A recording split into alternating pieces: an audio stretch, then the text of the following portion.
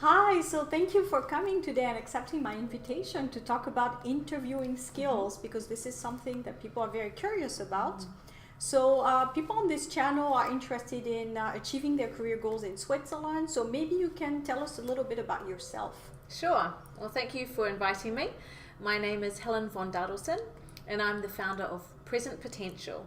So I provide presentation training to help people build on their existing skills and unlock their potential so that they can speak with confidence. This is great. This is exactly what I wanted to hear about today. Probably people watching us have an idea of what it is that they should do during an interview. What are some of the things that you've observed, with individuals in your career? Some of the things that they do, the do's and don'ts basically, or the errors and mistakes people make? Oh, there are lots of them. So maybe we start by saying that interviews are scary. And I think what's important is to recognize that the fear is normal. It's a high stake moment. You're potentially getting that job, taking that next step in your career. And so it's normal to be nervous about these things. And recognizing that it's nervous is important. Instead of worrying about not being nervous, you can turn that energy and make it a positive. So you can use the energy to bring more emphasis to yourself and bring more energy into the interview itself. So that'd be the first thing. Don't worry about being nervous.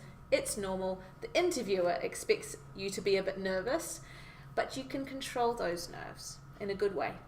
Exactly, and some of the things besides anxiety, which is an obvious one that I've observed myself, is the things that people do that they're not even conscious of. So they have these bad habits that they don't notice themselves until maybe they video themselves and they can watch and see what it is that they do. So probably you can talk a little bit about that as well. Yeah, so I think you're talking about people who play with their hair or touch their nose, and maybe clicking pens is one they're saying. Is a good one. Yeah. So these are nervous habits that we have that usually we're not aware of. So the first thing is that it's distracting to the interviewer. So we need to get rid of them if we can. How do we get rid of them? The first thing is to be aware of them. So one of the things you can do is to video yourself practicing your interview. And if you can get that in a really natural environment, close to the interview setting, that's even better. Doing it with a friend or a trainer can help you. And there you will see what you do naturally that is distracting for the interviewer. And by being aware of that, you can practice to eliminate those nervous habits. Yes, I think it's right. Getting feedback can help because people don't know until somebody tells them. Exactly. You keep doing this, so it has its value besides the taping yourself on video. What are some of the other things that you've observed with individuals in terms of, so we've talked about bad habits. One thing is, for me at least, that I would put out there is the verbal diarrhea. People who keep talking on and on about everything since high school, and they think it's relevant. They're very convinced of it, but yet it's not what recruiters are looking for. So you've recruited a lot of people, I have as well. So what are some of the advice that you would give people? First, you're not in the interview to give everything in one time, okay? So listen carefully to what you're being asked. The interviewer is posing questions specifically for you and that position. So it's important to not assume you know what they're going to ask, but actually listen to what they have asked. And then secondly is to be as concise as possible to answer that question and answer that question only. And if the interviewer wants more details, they will ask for them. And so you can have a follow-up conversation on specific details in there. So don't try to give everything in the interview. Listen carefully to what is being asked of you.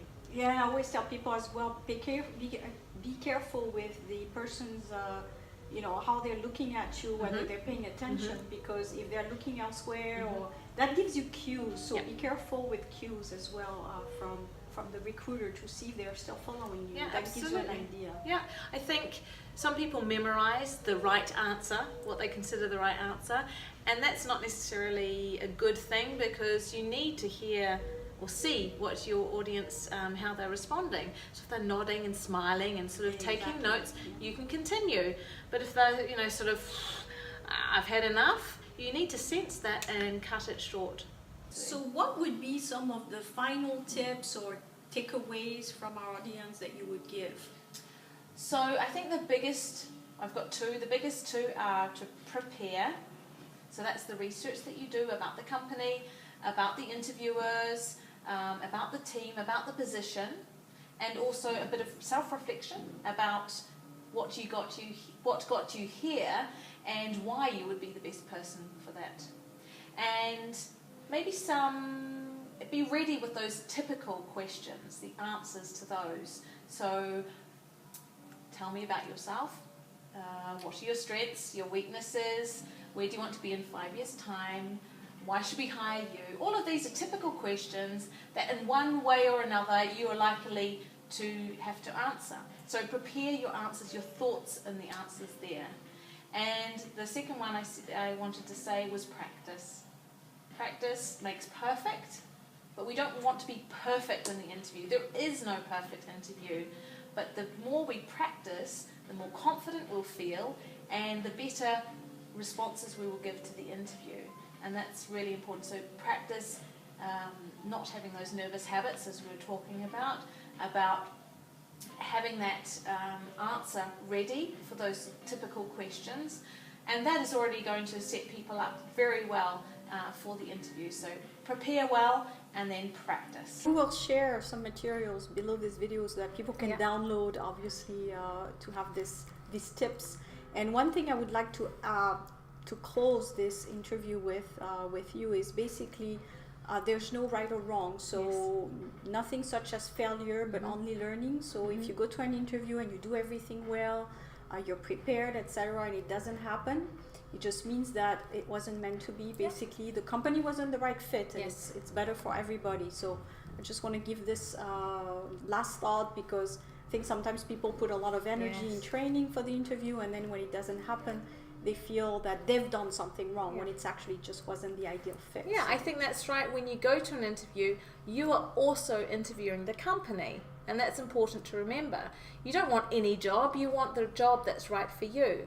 So not only are you answering their questions, but they need to impress you as well. You want to make sure it's the right fit for you. I completely agree on that. Good. So thank you again for coming. I appreciate it in this beautiful venue here in Chavannes, the Bogie, which I will put the link below if people want to come. Beautiful spa, beautiful hotel. So thanks, and I will talk to you soon. Thanks, Isabel.